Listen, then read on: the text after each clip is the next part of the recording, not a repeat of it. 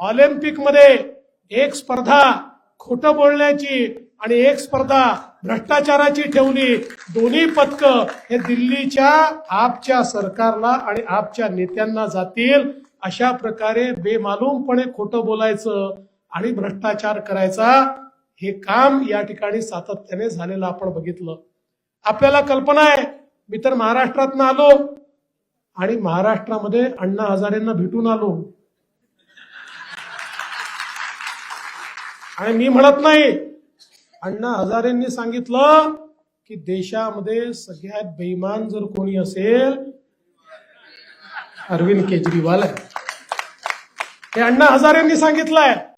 आणि म्हणून आता हे बेईमान सरकार, हे घोटाळेबाज सरकार, ज्यांनी दारूचा घोटाळा केला, ज्यांनी पाण्याचा घोटाळा केला, ज्यांनी पॅनिक बटनचा घोटाळा केला, ज्यांनी घराचा घोटाळा केला, जे लोक म्हणत होते झोपडी में रहूंगा ते महाल बांधून महालांमध्ये राहायला गेले आणि त्यांच्या महालामधले पडदे देखील म्हणजे एखाद्या श्रीमंताला लाजवतील अशा प्रकारचे पडदे ज्यांनी महालामध्ये लावले, आता त्यांचा खरा चेहरा आपल्या समोर आलेला आहे। आपल्याला माहिती आहे ना, कैसे कैसे घर बसा लेते हैं लोग, एक चेहरे पर कई चेहरे लगा लेते हैं लोग। अशा प्रकारचे चेहरे ज्यांनी लावलेले आहेत, आता त्यांचा बुरखा फाडण्याची वेळ ही निश्चितपणे आलेली आहे। आणि मला विश्वास आहे या बुरखा फाडण्यामध्ये माझा मराठी माणूस हा कुठेच मागे राहणार नाही, किंवा तोच समोर जाऊन हा बुरखा फाडल्याशिवाय या ठिकाणी राहणार नाही। आज आपण पाहतोय जे काही दिल्लीचं स्वरूप आपल्याला पाहायला मिळत आहे, या दिल्लीमध्ये जर आपल्या देशाच्या केंद्रातल्या मोदीजींच्या सरकारने हे वेगवेगळे एक्सप्रेसवे तयार केले नसते, रिंग रोड तयार केले नसते, इन्फ्रास्ट्रक्चर तयार केलं नसतं, मेट्रो तयार केली नसती, दिल्लीकरांनो तुम्हाला श्वास घ्यायला देखील हवा उरली नसती। आज जगातल्या देशातलं सगळ्यात प्रदूषित शहर आहे, तरी तुम्ही थोडं का होईना श्वास घेऊ शकताय।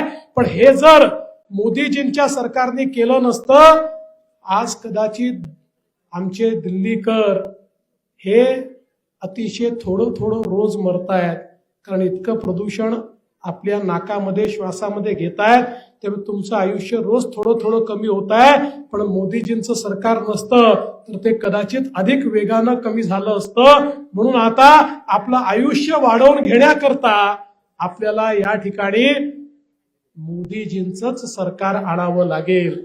आपल्याला कल्पना आहे, एकीकडे कुंभ चालू आहे, त्या ठिकाणी गंगा नदी अविरल वाहते आहे, गंगा नदी निर्मल वाहते आहे, कोटी कोटी लोक स्नान करतायत, तरी ती अविरल आहे, तरी ती निर्मल आहे।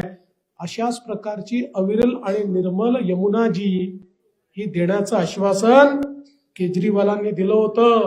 आणि केजरीवाल काय म्हणाले होते, जर मी या ठिकाणी यमुनाजी साफ करून माझ्या मंत्रिमंडळासहित त्याच्यामध्ये डुबकी लावली नाही तर मी वोट मागायला येणार नाही।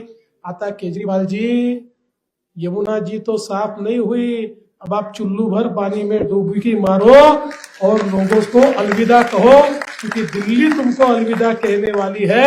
आता दिल्ली तुम्हाला टाटा आणि बाय बाय म्हणायला निघालेली आहे।